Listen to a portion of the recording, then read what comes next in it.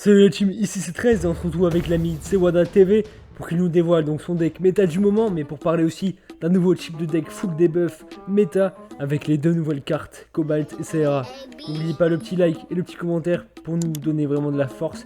Et sans plus attendre, Sewada, balance le générique. Allez, let's go.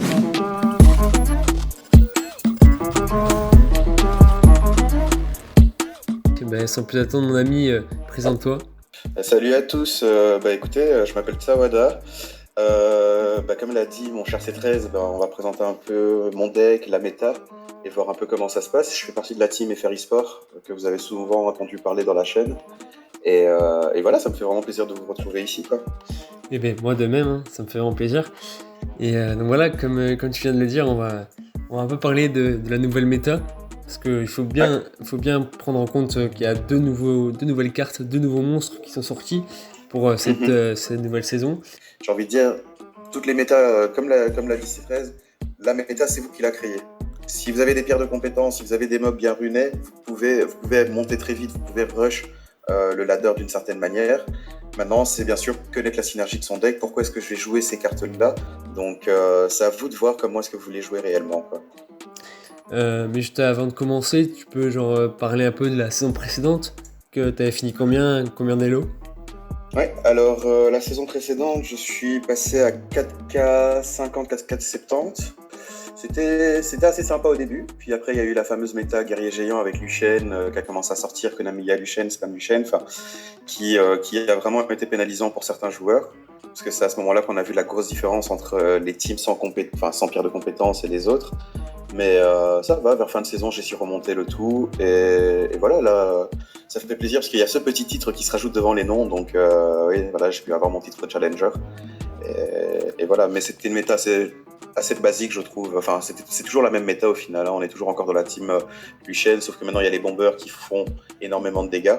Donc voilà. Exact. Il va falloir les incruster dans un deck déjà méta de base. Et c'est pas si compliqué que ça en fait. Parce que comme tu as dit, ça va être quand même du dot. Donc avec les bombes qui font vraiment beaucoup de dégâts. Du coup, on peut commencer, tu vois. Tu peux nous parler un peu de ton deck et comment t'as fait pour mettre donc CRA ou si tu l'as pas encore débloqué, donc l'autre carte. Pour pouvoir placer, oui, bien sûr. Voilà. Alors, à la base, moi, je joue un deck assez classique. Hein.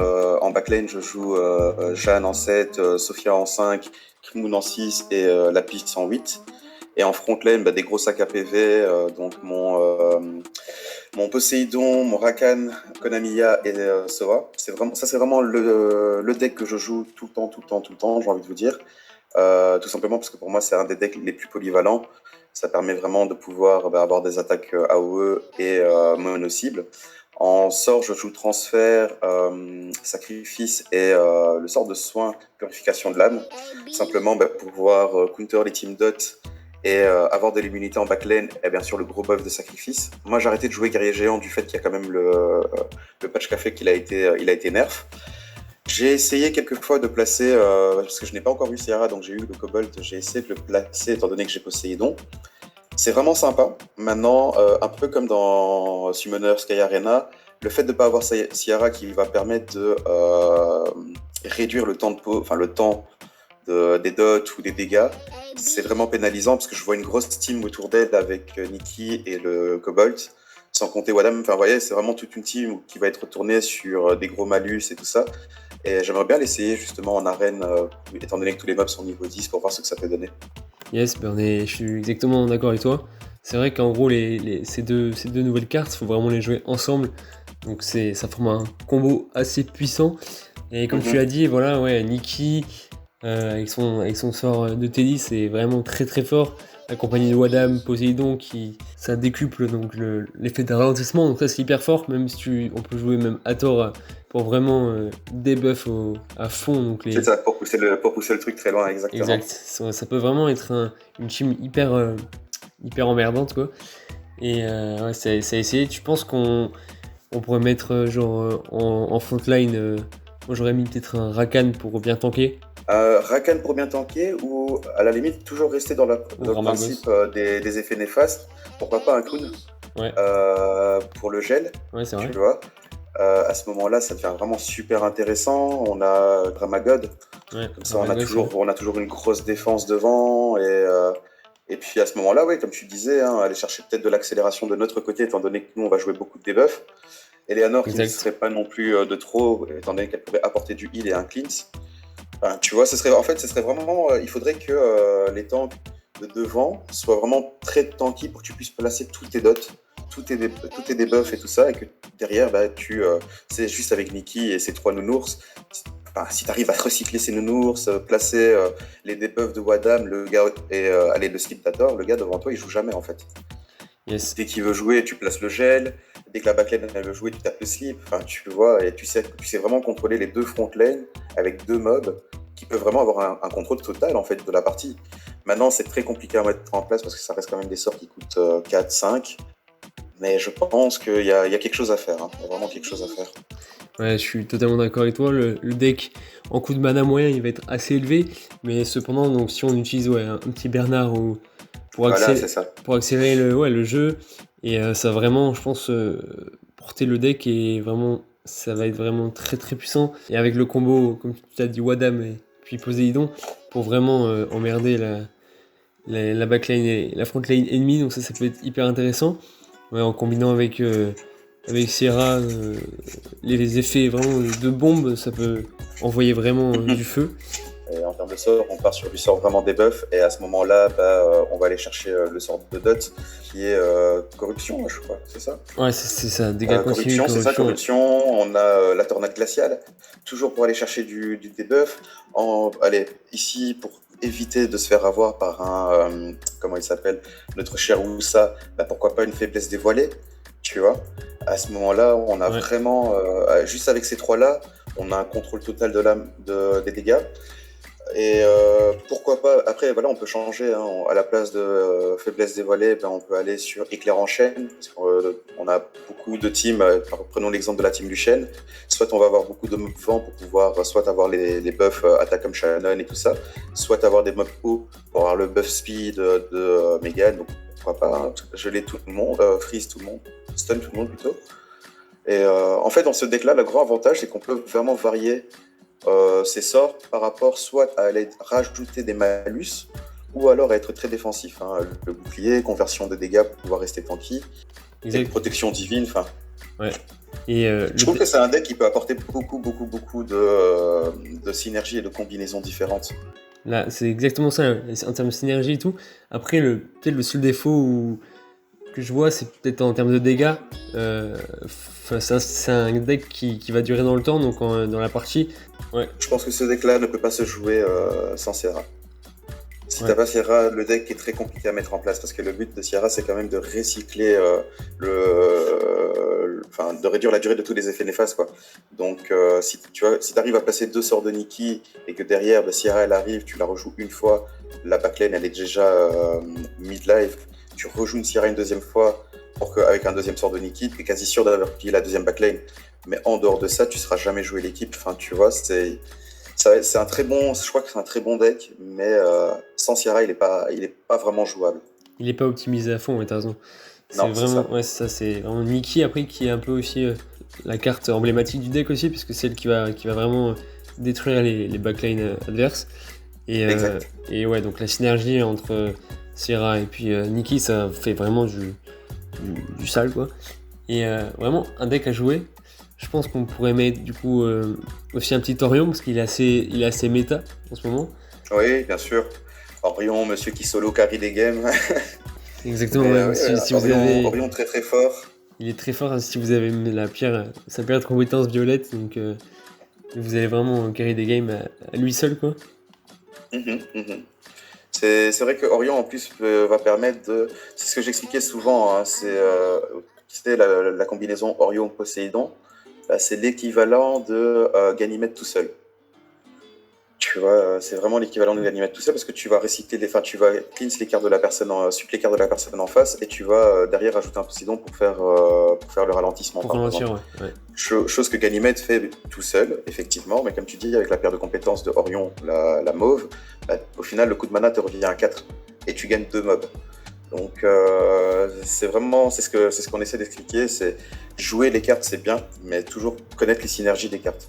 Qui peut être intéressant de jouer avec l'autre, qui va apporter ce must-have que tu n'as pas du fait qu'il va te manquer un personnage, enfin tu vois. Après t'en as d'autres qui le font pas, hein, on va pas se mentir. On aimerait bien une autre carte comme Wa qui va réduire le coût de mana de l'adversaire de 2. Ça c'est très fort, mais c'est la seule à le faire. Non, et comme tu dis, en fait, il faut vraiment connaître ces cartes, les synergies, les pierres de compétences, et aussi en termes de runage. On va d'ailleurs parler juste après du runage des cartes qu'on va mettre dans le deck.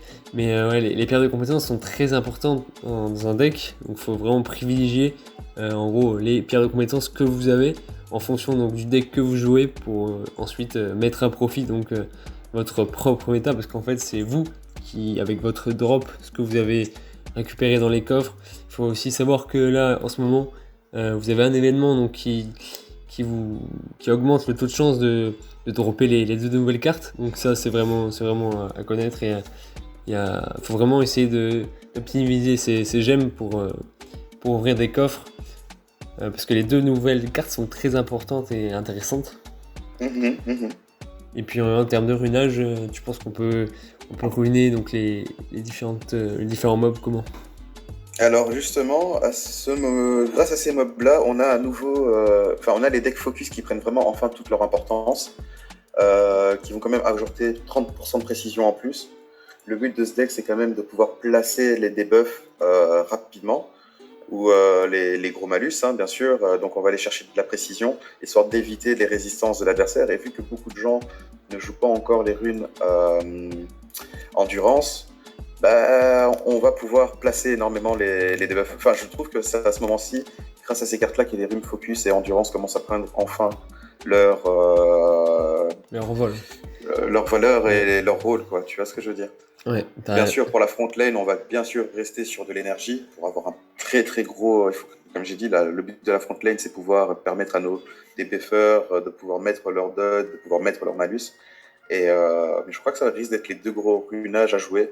Et alors sur certains mobs spécifiques, le Swift pour pouvoir soit jouer rapidement ou pourquoi pas l'immunité pour éviter tout ce qui est stun et tout ça, quoi. Yes, pour cleanse. Je sais pas ce que t'en penses. Ouais, moi je suis complètement d'accord avec toi.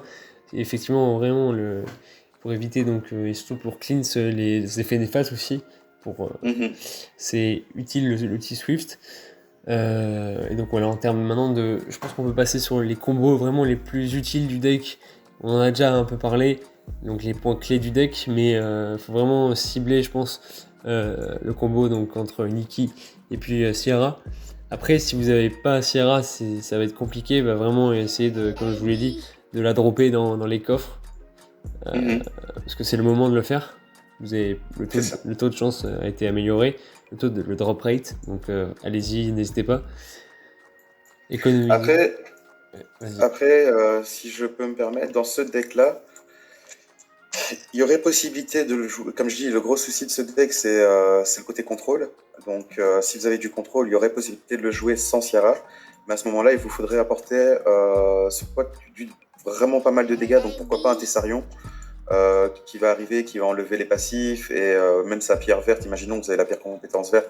En cas d'utilisation de pulvérisation, les dégâts infligés augmentent de 5% selon le nombre d'effets néfastes posés sur la cible. Vous voyez, c'est là où vous allez apporter où Tessarion va prendre aussi tout son charme. Donc pourquoi pas à ce moment-là remplacer Sierra par Tessarion, qui lui va apporter les dégâts que Sierra vous apportait grâce au réducteur des effets néfastes. Donc ça peut être une possibilité. Effectivement, c'est une possibilité à connaître. Et si vous avez Tessarion, parce qu'en ce moment il est vraiment fort, il a toujours été très très fort en termes de dégâts de zone, c'est un très très bon dot. Mais effectivement, vous pouvez le combiner très bien avec le deck pour vraiment optimiser les dégâts. Parce que là, vous allez du coup, avec Nikki, faire pas mal de dégâts, ça va être très très intéressant. Et comme je vous ai dit, comme on vous a expliqué, donc sur la front line, il faut vraiment avoir une front line tanky pour vraiment protéger au maximum donc sa ligne arrière, sa backline, pour optimiser au maximum les debuffs donc causés par Nikki, par Sierra, par Hathor même si vous voulez la jouer, ou même Poséidon, et utiliser donc en ligne de front aussi Bernard pour accélérer votre deck, pour avoir un surplus de mana qui sera vraiment très utile par la suite. C'est ça, tout à fait. Là, je suis complètement d'accord avec toi, hein, c'est vraiment ça. Ouais. Ça risque d'être un deck méta, les gars. Tenez-vous quand même prêts. Il y a un moment donné, on va Ouais. les voir sortir. Faut pas oublier que les gens commencent seulement à les drop. Donc les mobs sont peut-être niveau 7, niveau 8. Mais à partir du moment où. Enfin, moi, je suis déjà tombé dessus. Hein. Je regarde rapidement mon historique de partie, Moi mais aussi, je suis tombé honnêtement. sur un deck Sierra qui m'a mis mal, qui m'a mis vraiment très mal, qui m'a battu. Et là, dans ma dernière partie, pareil, je suis tombé sur un deck Tessarion avec justement le Cobalt et plein de debuffers. Et comme je disais, ce sont des decks qui vont commencer à prendre tout leur charme, étant donné qu'on n'a pas beaucoup d'immunité possible. On n'a pas beaucoup de mobs qui vont venir permettre un cleanse très rapide. Alors si on en a, on va prendre l'exemple de Miken ou quoi, mais il faut les sortir. Ce sont des mobs que pas beaucoup de gens ont montés pour l'instant. C'est vrai. Donc il faudra peut-être en profiter rapidement pour l'instant. Si vous l'avez, essayez, amusez-vous en arène. Allez faire de l'arène, pourquoi pas. À ce moment-là, vous payez vos 100 diamants, vous essayez, vos mobs sont niveau 10 et vous essayez vos combos. Et vous regardez, il y a aussi le mode entraînement, hein, bien sûr, qui est possible. Maintenant, voilà, moi j'aime bien le côté challenge. Donc l'arène, je me dis, au moins je joue mes mobs sérieusement, ils sont à fond et je peux voir ce qu'ils veulent vraiment sans leur pierre de compétence. Exact, pour comprendre au mieux les synergies et les combos à faire. Et c'est vraiment pour s'entraîner, pour avoir vraiment un retour sur son investissement aussi, parce que c'est important de payer les cartes méta. Mais voilà, d'un autre côté, si vous avez des cartes que vous n'avez jamais farmées et qui vont devenir méta suite au nerf de certaines, c'est aussi intéressant d'avoir ce point de vue aussi. Et donc comme tu dis, voilà, faut s'entraîner au max. Et puis parce que voilà, le deck Hathor, Serra, Tessarion, Nikki, ça va vraiment prendre de l'ampleur, je pense. Peut-être c'est peut-être grâce à la vidéo, on verra. Non, mais voilà, mais après, bien sûr, hein, on vous parle de ça, mais n'allez pas non plus focus ces mobs-là obligatoirement. Ouais, Sachez que c'est que 2 nouveaux mobs, vous en avez d'autres, vous êtes toujours en train de monter ceux que vous avez. Donc à ce moment-là, continuez à focus ceux que vous avez, essayez de monter. Il faut savoir, moi je l'expliquais tout à l'heure, moi dans mon deck à moi, dans mon deck officiel, j'ai 2 cartes qui ont des pierres de compétences. Voilà. J'ai Poséidon et Kmoon qui a une paire de compétences verte, Poséidon une paire de compétences verte. Mais en attendant, toute la synergie de mon deck et toutes les runes font que j'arrive à monter à du 4000 en ladder, parce qu'il y a une synergie réelle. Hein. Il y a des cartes que je ne joue pas dans mon deck, pourtant ils sont présents. Et bien, je pense que ça a bien résumé la vidéo là. C'était complet. T'as raison. Et je voulais juste savoir, t'as des pierres de compétences violettes ou pas? Alors, j'ai ma pierre de compétence violette sur Wa. Ok. J'en ai une sur Rakuni. Et c'est tout. C'est tout. Tout le reste, c'est du vert, du gris. Maintenant, il ne faut pas oublier que certaines vertes, pour moi, sont même meilleures que les violettes ou les légendaires. Parce que prenons un exemple sur Kali, j'ai la verte qui fait que les dégâts sont augmentés de 20%. Je trouve ça très très fort. C'est de l'Ignore Dev, je prends. Megan, la blanche, elle augmente la durée de ses effets. Donc au final, les gars, ne sous-estimez pas certaines pierres de compétences. Hein, c'est à vous de voir. Par exemple, la paire de compétences de Barretta, la blanche, elle augmente la précision de 20%. J'ai envie de dire, c'est des dots que vous n'allez pas rater. C'est ça, c'est pas négligé du tout parce que ça va carry game. Voilà, mais ouais, non, c'est les seuls. J'ai pas encore de paire de compétences légendaires. J'ai hâte de tomber dessus. C'est pour ça que je dis, je vais aller farm de l'arène. Et vu qu'ils ont augmenté les trous de top des pierres de compétences, on va voir si on va en avoir. Et je souhaite que du bon à tout le monde et qu'on se croise sur les leaders. Exactement, mais je pense que c'était le mot de la fin, quoi. Mais en tout cas, merci pour ta participation et puis on se retrouve très vite sur ta chaîne. Merci beaucoup, n'hésitez pas à passer sur Sawada TV. On reprend le stream ce soir sur la chaîne Twitch et d'autres vidéos qui vont sortir bien sûr sur ma chaîne YouTube. Et merci beaucoup pour l'invitation, hein, ça fait vraiment plaisir. Avec plaisir. Tous les liens de ta chaîne seront en description, donc n'hésitez pas à les checker. Vous aurez tous les renseignements que vous avez besoin, voilà. Et puis on va se retrouver très vite. Je te souhaite donc le meilleur là pour ce soir. Et puis merci. Ciao. Ciao les gars, ciao. Ciao.